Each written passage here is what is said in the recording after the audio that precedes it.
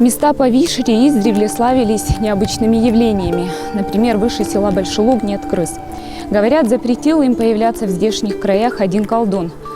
Вполне правдоподобный миф. Ведь если верить коми-поверьям, в селах по Вишере жило особенно много колдунов. Лечили или калечили, помогали либо вредили. Что касается вреда, многие занимались особым видом порчи – шевой. Чтобы ответить на вопрос, что такое шева, мы приехали в одно из самых старинных сел Карткиросского района – Богородск. В Богородске, как и в других коми-селах, до сих пор верят в колдовство и магию и с неохотой говорят на эту тему. А о шеве тем более. А если и говорят, то только в прошедшем времени. А вы нам можете рассказать что-нибудь про шеву? Чего? Шеву. Старые говорят, какие-то люди есть, что они там плохое что-то приносят. Да? А что плохое приносят? Ну, что это такое? То есть это Это у как, старых с глаз или что? Да, с глаз. И голос какой-то там внутренний, что-то такое. Ну, мне и жена говорила это. Рассказывала. А Но я сами сам не видел. сталкивались? Нет, сам не сталкивался. Слава Богу.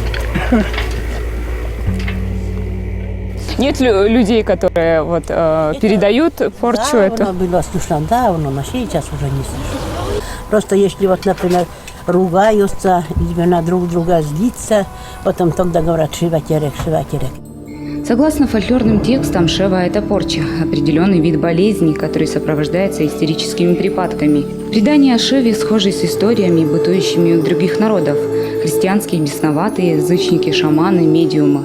Представление о шеве есть во всех районах Коми. На Ударе это икота, на Ижме и Печоре – лишинка. В русской культуре подобное явление называется кликушеством. Моя любимая информация, это Мария Васильевна Удратина, она нам рассказывала о своем детстве. Специально дразнили эту больную. Ну вот у нее сидела Шева тоже мужчина, которая не любила конину. Вот как бы и на запах реагировала, ну, в принципе. И вот дети садились, начинали там нож точить, вот сейчас коня зарежем, и начинался приступ, Шева начинала кричать, не надо, не надо. Вот, значит, дети поиздевались над ней, приходит кто-то из взрослых, детей разгоняет, и Шева успокаивает, не бойся, не будем никого резать, сейчас пойду в магазин, куплю тебе конфет, все, Шева успокаивается. И без сомнения, это то же самое, что евангельские бесы, которые вселяются в человека. Человек может что-то кричать несуразное, может говорить какие-то очень разумные вещи и даже предсказывать будущее. Все это воздействие бесов. С точки зрения, вот чисто уже такой медицинской, практической стороны, это истерический психоз. Непроизвольное, бессознательное произнесение всяких фраз, ругательных тем более, и направленное на определенный какой-то объект, на раздражитель. Все же шева – явление своеобразное. В представлении Коми это некое материальное существо.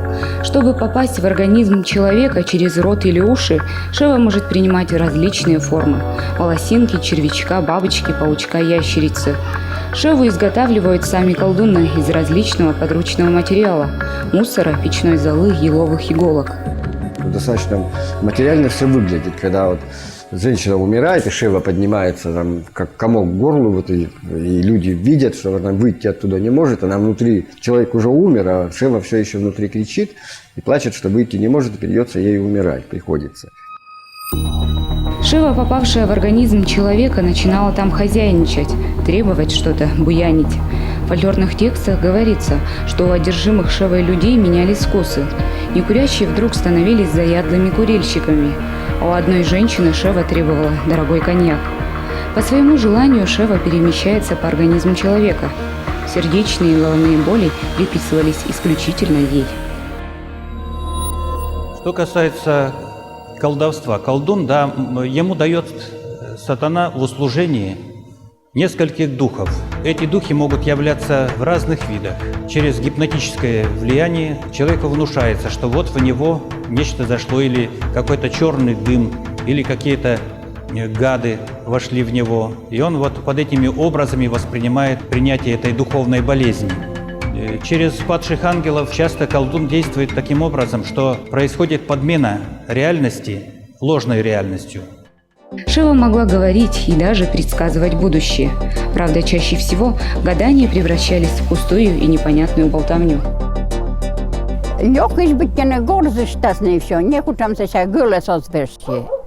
Резко выкрикивает как будто, но голос не меняется. Это болезнь какая-то.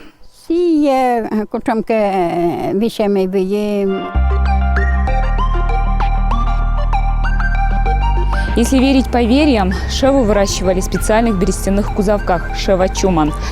И от сохранности шевы-чумана зависела жизнь не только шевы, но и колдуна. Ведь если сжечь этот кузовок, погибает не только шева, но и сам колдун. В деревнях до сих пор бытуют рассказы о том, что, увидев случайно берестяной кузовок шевой, люди уничтожали его. Вместе с кузовком умирал кто-то из деревни. Таким образом, жители узнавали о колдунах. Коми верили, человек, получивший шеву, сам не сможет передать ее кому-то. Это удел колдунов. Для передачи шевы они используют любые способы. Особенно опасными считались баня, ухабистая дорога, порог или низкий проем двери. Ведь споткнувшись, человек обязательно выругается, и шева легко войдет в него. Бывало, что шева должна была найти человека за сотни верст. Тогда она прикреплялась к повозкам и достигала адресата. Место или какое-то обстоятельство, когда именно вселяется вот эта нечисть в человека, я думаю, что это не имеет значения.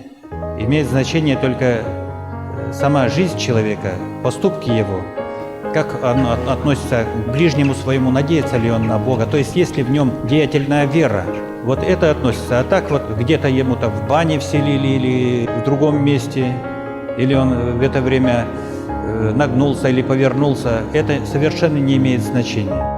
По поверьям, шева не может войти в человека, если кто-то словесно отметит ее присутствие. Поэтому, увидев соринку в тарелке или почувствовав его на языке, следовало сплюнуть и сказать «Тьфу, шева пыра», «Тьфу, шева заходит». При трапезе в чужом доме пищу следовало перекрестить и дунуть на нее. На ударе верили, шева может попасть в организм человека в виде ящерицы, поэтому лежать на земле с открытым ртом запрещалось.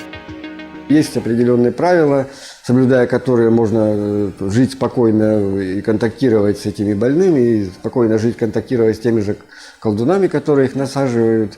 На Вишеве, наверное, последняя бабушка была, так все знают, что у нее сидит шева, шева действительно разговаривала, и тем не менее эта бабушка у них нянчила всех детей, когда люди уходили на сенокос, спокойно оставляли этой бабушке, и она считалась лучшей нянькой. Если посмотрим мотивы основные, связанные с попаданием шевы, человек натягнулся, шева заскочила. Человек нарушил какие-то поведенческие правила при общении с колдуном, шева заскочила. Шева, истерический психоз, реактивный психоз, кликушество там на Руси – это ведь все проявление, а причина, она гораздо глубже. Эгоцентризм, то есть все, что не происходит в мире, все это воспринимается только в отношении самого себя. Это для меня полезно, это для меня вредно, это опасно, это безопасно. Еще коми верили, если колдун или колдунья не могли отдать шеву кому-то, вынуждены были кормить ее собственным телом.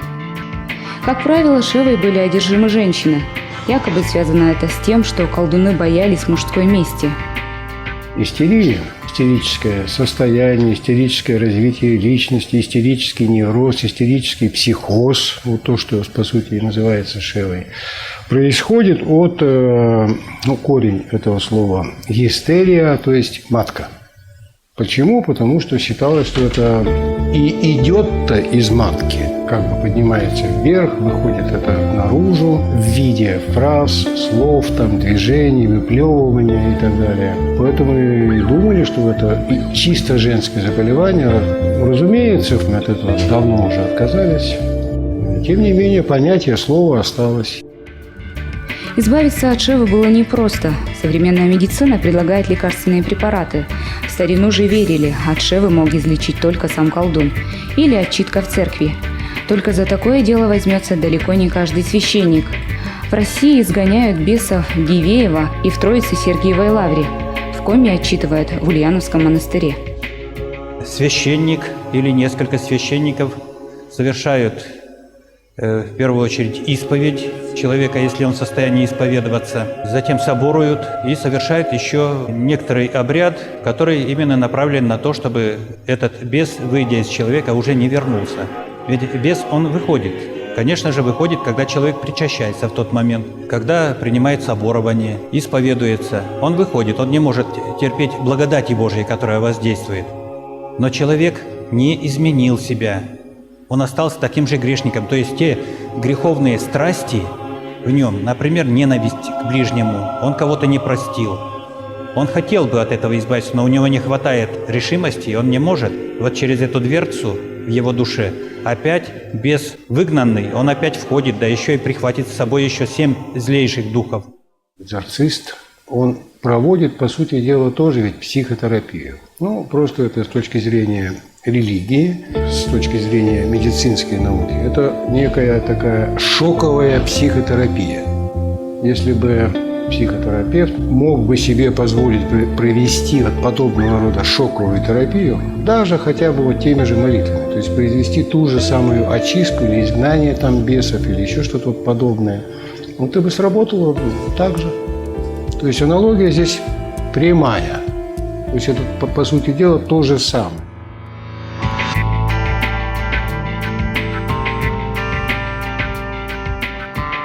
Есть мнение, что от шевы можно избавиться не только при помощи колдуна и очистки в церкви. В Богородске растет трава шеватурун. Ее отвар помогает исцелиться от порчи. Только как выглядит шеватурун, уже никто не знает. Кроме того, избавиться от шевы пытались отваром табака, олифой, веря, что шева может выйти вместе с рвотой. Как любой другой истерический психоз, само вот это проявление, то есть, вот скажем, шева, это проговаривание там, слов, фраз, особое поведение. Достаточно просто на современном этапе это назначение седативных, психотропных препаратов. 2-3 дня вот такой фармакотерапии, и вот это состояние исчезнет. Причина останется. Сегодня к шеве относятся скептически, мол, сказки все это, и тут же вспоминают реальные истории. До сих пор в коме глубинки живы легенды о колдунах, которые держали в страхе всю деревню. Да и сегодня еще словосочетание «шева-чуман» бытует среди коми, правда, только в качестве ругательства. Ведь если нет самой шевы и колдунов, есть их потомки. Почти в каждой деревне жители могут показать дом, в котором когда-то жила семья колдуна. Пускай не боятся, я не боялась. Я с этими шевами все время дружила. Да. Когда училась, там был дом, тоже сказали, что шева Мария. У нее дочка была Лина, я с ней дружила.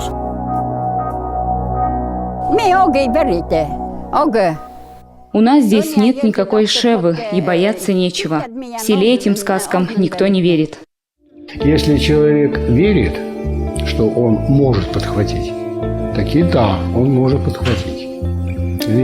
Если человек не верит в подобные вещи, чисто материалистически подходит, тогда нет, это исключено.